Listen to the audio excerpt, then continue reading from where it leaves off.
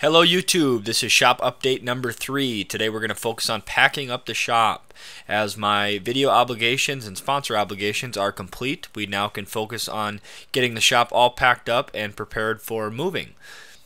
A quick update on the new location. My wife and I have not found a house nor a property for the shop, but fortunately my brother-in-law is a big farmer where we are moving to, and he has a large shop facility that he just built. Absolute gorgeous facility, and he's gracious enough to let me set up shop in one of the corners.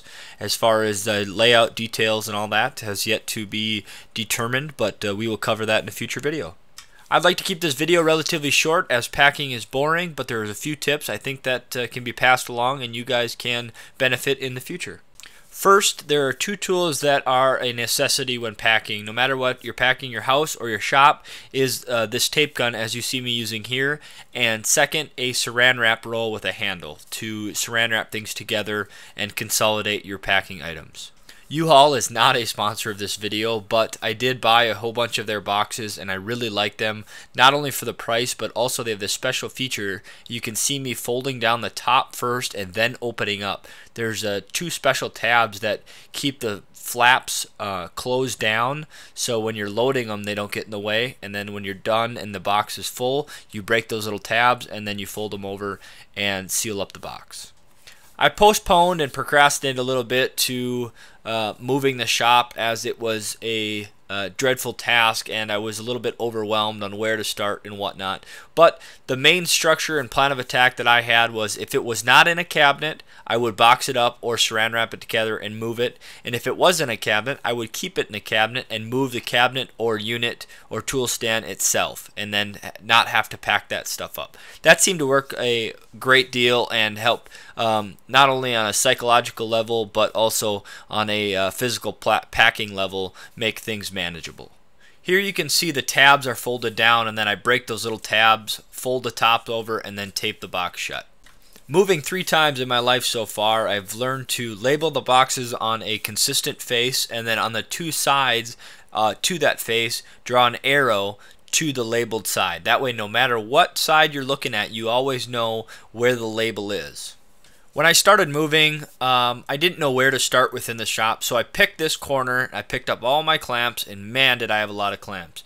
The only time you'll ever hear a woodworker say they have too many clamps is when they have to move them. So I got that corner cleaned up. I started taking down the lumber up in my little temporary lumber shelf there, and then the plywood sheet goods. I got that all cleaned up, swept up, and started dismantling the plywood storage unit. Once I got that corner of the shop cleaned up, I moved along that wall from left to right and slowly boxing things up. I did not touch the Kaizen foam on the cabinet fronts. I left that to the very last things I packed up before I moved the cabinets, because those tools are what I use day in and day out, and I figured that I would use them tidying up the house or cleaning up the shop and taking things apart. I can't stress enough the importance of a quality saran wrap roll to secure and tie everything together, from lumber to clamps to small containers that you don't have lids. Simply saran wrap the lids over and you're good to go. I find moving my hardware storage bins a bit tricky and nerve-wracking. I find wrapping them very tightly with saran wrap and then inserting cardboard in between the saran wrap and the bins applies pressure to the drawers so they cannot move or shake, and therefore falling out during the move.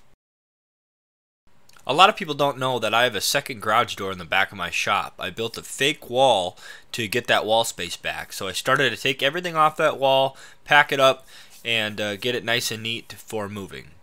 Once everything was off the wall, I could slowly dismantle the screws that was holding on the plywood, and then simply remove the 2x4 wall that was attached just on the top.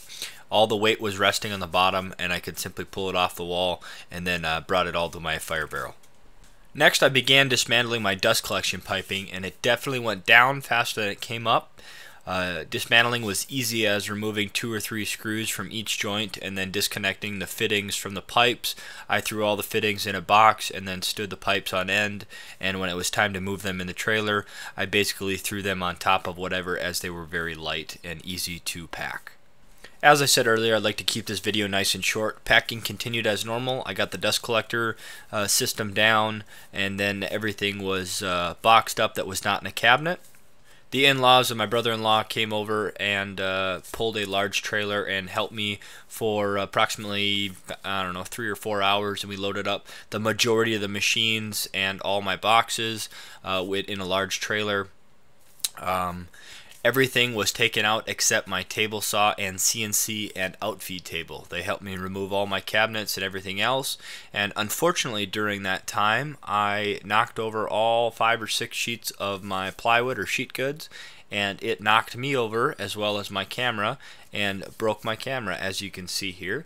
So unfortunately I did not get any pictures of the loading the trailer process itself, but it was pretty straightforward. We loaded everything in the trailer, strapped everything down, sometimes strapped things to each other to prevent as little movement as possible during transit. So with that being said, I will fix my camera or figure out a solution for that, potentially get a new camera.